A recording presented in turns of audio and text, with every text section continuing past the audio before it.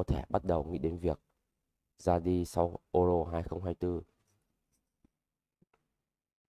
Man United chuẩn bị trải qua một cuộc đại tu lớn vào mùa hè dưới đồng sở hữu mới Sir Jim Ratcliffe. Những nguồn tin từ Daily khẳng định ban lãnh đạo đội bóng sẵn sàng lắng nghe những đề nghị dành cho tất cả trừ 4 cầu thủ Rasmus Højlund, Mainu và Garnacho. Điều này gợi ý rằng câu lạc bộ sẽ sẵn sàng bán cả đội trưởng đội bóng Bruno Fernandes nếu có lời đề nghị hợp lý. Ngôi sao người Bồ Đào Nha vẫn chưa vắng mặt một trận đấu nào của Man United vì chấn thương và được Erhard trao băng đội trưởng vào mùa hè năm ngoái kế nhiệm Harry Maguire.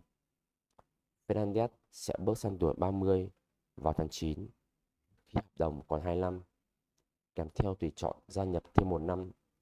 Fernandes đang là cầu thủ có phong độ ổn định nhất của Man U mùa này và hiện là cầu thủ ghi bàn nhiều nhất cho Quỷ Đỏ, 15 bàn và kiến tạo 11 tại giải Ngoại hạng Anh.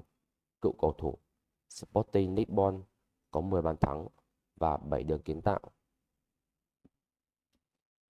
Trong trả lời phỏng vấn với câu lạc bộ Bồ Đào Nha, Fernandes đã nói về tương lai của mình.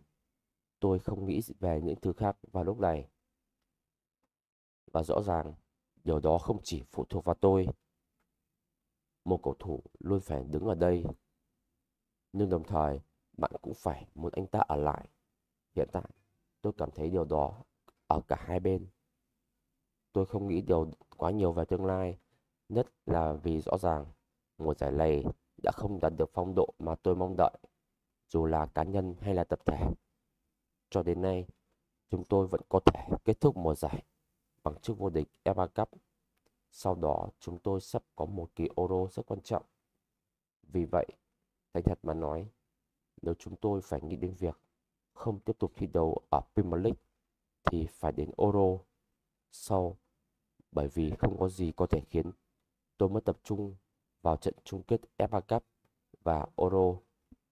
Không có gì quan trọng hơn điều đó vào lúc này, tuyển thủ Bồ Đào Nha đã chia sẻ.